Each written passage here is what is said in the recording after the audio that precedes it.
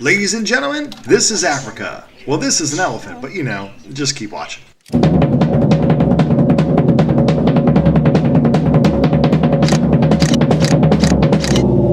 So before I could say Jumbo to that elephant, I had to grab my stuff and say goodbye to all my pets. Bye birds.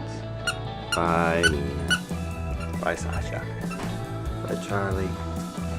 Bye Thriller. Now that all the goodbyes were done, I had time to freak out a little bit over the fact that sadly at the last minute, a family member got the flu and wasn't able to make this trip. If this trip happens, as a lot of flights are canceled or delayed due to various weather conditions around the States. But the Pudn is smiling, so it's all good. Because of all these delays for our troubles, we got a food voucher, and I turned a stupid piece of paper into nachos and chili. So that's a big score for me. After eating and walking around the airport, and hanging with Michael Jordan, it was finally time to get on the plane and eat some more. Here's a travel tip.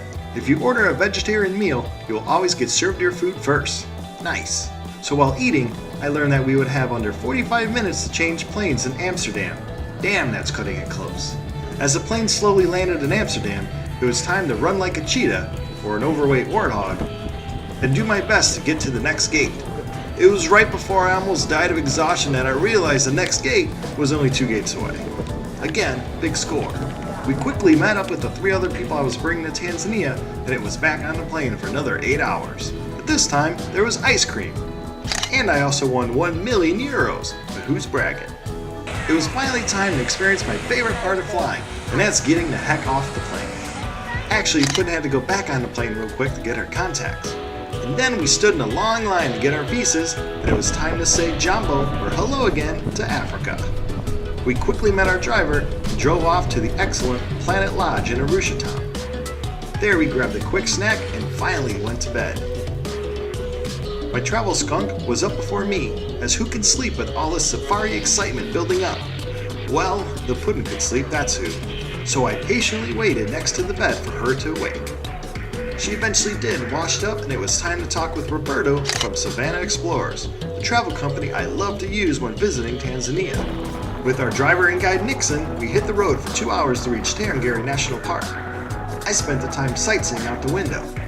I work all year and do lots of overtimes so I can try to afford these trips. So when I'm on them, I try to enjoy every second.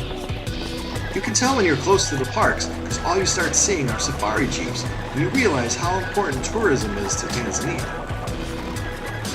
While Nixon checked us in, I looked over the rules. And I always like to add my own, which is look out for black mambas. It's finally time to start this safari. Tarangire National Park was established in 1970, and it's the 6th largest park in Tanzania. It's my favorite park to see elephants in. But first greeting us into the park is this young vervet monkey. Looks like he's having fun watching the jeeps go by. It really doesn't take long inside the park to spot wildlife. Here we got some warthogs. Must be nice spending your days eating grass. Now they can live well into their teens if they're lucky, but you gotta watch out for predators. And that's exactly what I would be doing if I was a warthog. You guys can eat grass, but I'm gonna look around for anything that wants to eat me. Next to them was the king of the park, an elephant, the largest land animal left on the planet. A male like this can weigh around 10 to 14,000 pounds. Pudn was already snapping away, and I even quickly put down the video camera to get a photo myself.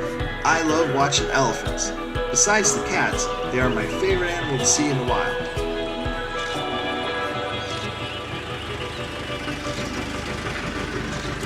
Their brains are obviously larger than ours, but they also contain more neurons. Elephants can show empathy, as well as their memory is incredible. They can remember relatives, as well as exactly where to go miles and miles across land for water. I'm already excited and this safari has only begun. Make sure to subscribe so you don't miss any of the safari action. And as always, thanks for watching.